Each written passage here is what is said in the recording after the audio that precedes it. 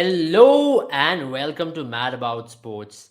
Today we are here to discuss an interesting topic and it is about women's IPL. It is the most awaited tournament where we all have been waiting for a while now and finally it's here as BC has given the approval and BC have released the tender for calling for franchises as well. Now as per the latest updates on this, the player caps and the player price caps are already out. Now that is very interesting as well. Now, as we further get into the video, we're going to be discussing about that. Let's understand what women's IPL is all about. As we already know, men's IPL started way back in 2008 and became a global success in a very quick succession.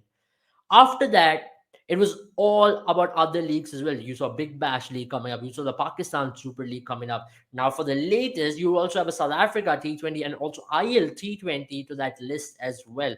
You have global leagues all across.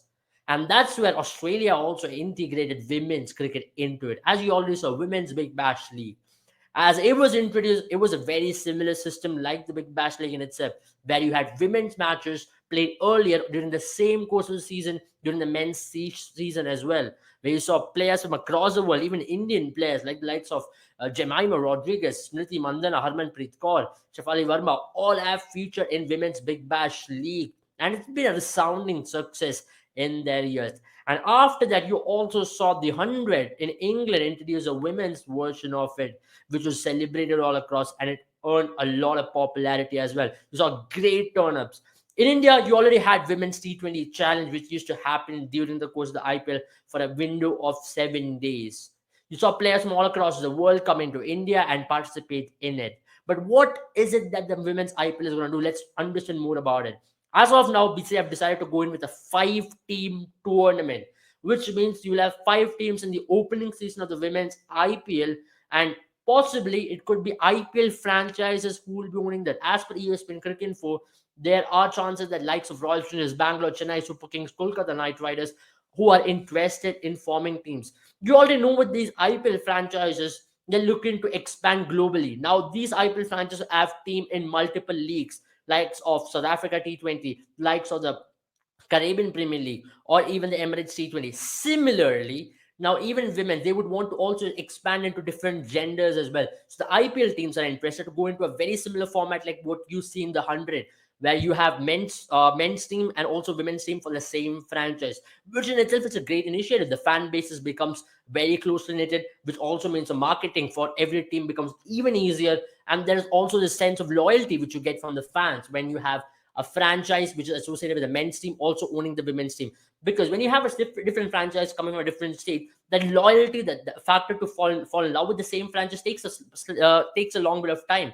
Now you have a similar franchise, whereas you're supporting Chennai Super Kings, and if Chennai Super Kings has a women's team, there is a tendency that you will go on to support the Chennai Super Kings women's team as well. So that is how the marketing works. That's how in which you can actually market the product into a larger scale and also expand it. Now, with these franchises expanding in a very quick scale, this will help in its marketing as well. Let's understand the money about it. Of course, there is a player auction once again.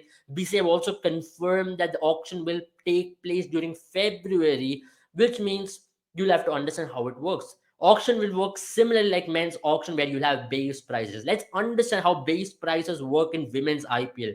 Now, for the cap players, you have base prices starting from 30 lakhs, 40 lakhs, and can go up to 50 lakhs as the highest base price for a cap player. When it comes to uncapped player, now this is the most interesting part. It starts from 10 lakh and it can go up to 20 lakhs as well. This is a very interesting innovation or a very interesting introduction by BCI to also increase the base price for even the uncapped player in different scales. Now, what does it mean for the cricketing ecosystem in India? We have seen the cricket and especially the women's cricket have grown over the last 6 years.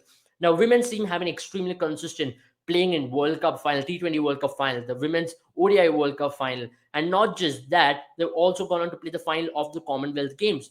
But what is the factor? What you see in all these finals, that India have been unable to cross the line, which means Indian team is unable to cross that final hurdle, crumbling under pressure. Now, what will IPL do to women's cricket? IPL will mean you're rubbing shoulders with some of the best players in the world, For example, like so Shefali Verma will be rubbing shoulders, could maybe be rubbing shoulders with the Elise Perry or even Elisa Healing. So this also already means that you are getting a lot of knowledge. Similarly, like what happened during the initial years of IPL, you had these players rubbing shoulders with some of the biggest names in cricket, which made them a lot more confident when they came up to the big stage playing a big match against them. Now that's going to definitely help Indian women's cricket for sure, which means you can also get some really raw talents coming through the ranks. That'll definitely help in itself to come to the better ladder, to progress, to monitor their progression, and to get them into the system and to help them perform better. And this is one of the major positive and major takeaway from the women's IPL. Of course, the first season is yet to be played, and there are a lot of interesting things in store as well.